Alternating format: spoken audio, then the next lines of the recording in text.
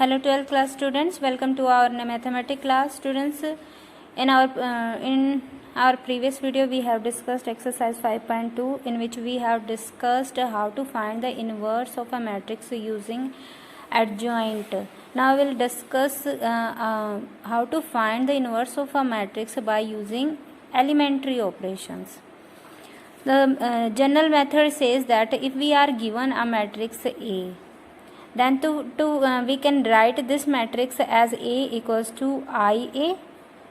Now we'll perform different continually suitable elementary row and column operations such that this A matrix must be changed to the identity matrix. And remember students, while performing the operations, the same operations which we apply on the left hand side matrix we will apply on the identity matrix on the right hand side. After that, at last, when this matrix is changed to I, then this matrix is changed to some matrix B. That means we are having the equation I equals to B into A. Now students, we know that if the multiplication of two matrices is the identity matrix, then the second matrix is the inverse of the. That means we can say that this matrix is the inverse of this matrix A. So A inverse will be this matrix B. We will use this common process in our exercise. Our first question is, by using elementary row transformation, find the inverse of the matrix. Here we are given this matrix, so we will assume this matrix to be A. Now we can write our equation like this: A equals to IA. So here we are write A matrix is 6 1 11 2. Identity matrix of second order will be 1 0 0 1, and here we write only A. Now we'll apply the operations in such a way that for identity matrix लाने के लिए हमें जो आपका principal element होता है each row का, जो प्रिंसिपल रो का जो फर्स्ट एलिमेंट होता है वो हमें 1 बनाना पड़ता है. ठीक है, दैट मीन्स हमें डायगोनली सभी एलिमेंट्स को 1 बनाते चलना है और अदर एलिमेंट्स हमें 0 बनाने हैं. तो फर्स्ट ऑफ ऑल हम डायगोनल एलिमेंट्स को 1 बनाने की कोशिश करते हैं. ठीक है, तो पहला काम हमारा क्या होता है, फर्स्ट कॉलम के एलिमेंट में से जो फर्स्ट रो का जो प्रिंसिपल हेड एलिमेंट होता है, that means this element, first element of the column and first element of the first row, इस एलिमेंट को हमें यूनिटी बनाना होता है. तो यहाँ पे देखिए हम क्या अप्लाई करेंगे, will perform R1 is to be replaced by R1 minus 5 R2. इस तरीके से यहाँ पे 1 बन जाएगा. After that we will make the other entry 0 below this unity.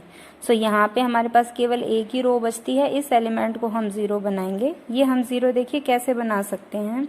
यहाँ पे अगर हम फर्स्ट रो में से सेकंड रो में से फर्स्ट रो के एलिमेंट्स को सब्ट्रैक्ट कर दे तो यहाँ पे 0 आ जाएगा. तो then we are applying R2 is replaced by R2 minus R1. So यहाँ पे हमें 0 मिल गया. 2 माइनस 1 हेयर 1. ये ध्यान दीजिए स्टूडेंट्स, सेम ऑपरेशन हम इधर जो हमारी right hand side identity matrix है वहाँ पे भी लगाते चल रहे हैं. देखिए यहाँ पे हमने R2 माइनस R1 किया. 0 minus 1 we are having minus 1. 1 minus minus that is 1 plus 5 we are having 6. ठीक है, नाउ और देखिए अब आइडेंटिटी मैट्रिक्स बनने के लिए बस यहाँ हमें 0 बनाना. ये तो हमारा बाय डिफॉल्ट 1 बन चुका है यूनिटी, नहीं तो हमारा नेक्स्ट प्रोसेस यही होता है इसे यूनिटी बनाने का. ठीक है, तो यहाँ पे देखिए हमारे पास 0 बनाना है हमें, तो हम क्या कर सकते हैं, R1 is to be replaced by R1 minus R2. यही हमने अप्लाई किया है. Then we are having here 0 and we will apply same operation on this matrix also. In this way we are having here I equals to BA and this matrix is the inverse of this matrix A. This is our required result. Now come to our 7th question. In this question we are having a 3 cross 3 matrix and we are to find its inverse by using elementary row and column operations. In this question again we consider this matrix to be A. Now we will write our equation as A equals to IA. Now identity matrix is this 3 cross 3 order matrix 1 0 0 0 1 0 0 0 1. This is our given matrix A. Now we'll apply continue the suitable row and column operations. Students वही बात हमें remember रखनी है. देखिए यहाँ पे जो आपका प्रिंसिपल एलिमेंट होता है, प्रिंसिपल डायगोनल एलिमेंट का जो फर्स्ट एलिमेंट है, और वी कैन से जो आपकी प्रिंसिपल रो एंड कॉलम है उसकी जो फर्स्ट एंट्री होती है वो हमें 1 बनानी होती है. तो यहाँ पे हमें 1 बनाना है. तो ये देखिए हम क्या कर सकते हैं, we can interchange our first and second row.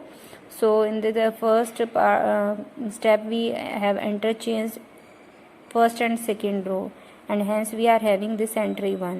Now our next work is to make other entries below entries this unity to be 0. So we have to make here 0. So इसके लिए हम क्या कर सकते हैं, R3 को replace कर दे, R3 minus 3 of R1. ठीक है, तो यही हमने किया है. देखिए यहाँ से हमें 0 0 मिल गया है. नाउ अब हमें क्या करना है, ये एंट्री हमारे पास 1 है ही, हमें इसके बिलो 0 बनाना है.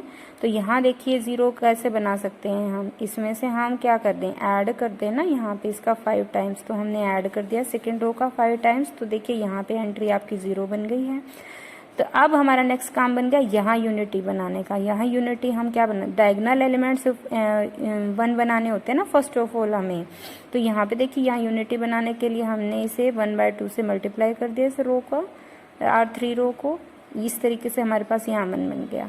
अब हमारा काम क्या रह गया, ये जो आपकी रिमेनिंग एंट्रीज है इनको 0 बनाना है. तो देखिए ये 0 कैसे बना सकते हैं, R1 must be replaced by R1 minus twice of R2. ठीक है, तो हमने फर्स्ट ऑफ ऑल यही किया, R1 replaced by third row का हमने यूज़ कर लिया, क्योंकि देखिए यहाँ पे हमारे पास केवल एक ही है. तो ये हमने ये एंट्री 0 बना ली है पहले.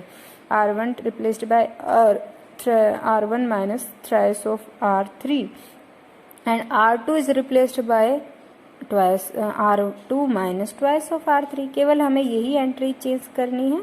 ठीक है, उसके बाद हम इन एंट्रीज को देखेंगे. इसके अबो जो एंट्रीज हैं वो 0 बना ली हमने फर्स्ट ऑफ ऑल. देखिए ये 0 बन गई. उसके बाद देखिए अब ये एंट्री 0 हम कैसे बना सकते हैं, this R1 to be replaced by R1 minus twice of this. ठीक है, तो यहाँ से आपकी ये एंट्री 0 आ जाएगी. बाकी आपकी जीरोज हैं तो कोई चेंज नहीं होगा. ठीक है, इस तरीके से हमने यहाँ पे आपकी क्या आ गई, आइडेंटिटी मैट्रिक्स. जो ऑपरेशन हमने यहाँ अप्लाई करने हैं वही साथ साथ हमने जो आपकी यहाँ मैट्रिक्स थी, आइडेंटिटी मैट्रिक्स जो थी, वो स्टेप बाय स्टेप हमने यहाँ पे भी अप्लाई किए हैं sir. In this way we are having this matrix, we are having the result I equals to B into A, and this matrix is the inverse of this A. So our A inverse is 1 by this matrix. So students, in this way you can find inverse of the given, any of the given matrix by using elementary row and column operation. So other questions you have to try yourself. Your homework is to solve exercise 5.3 complete in your notebook. Thank you. Have a nice day.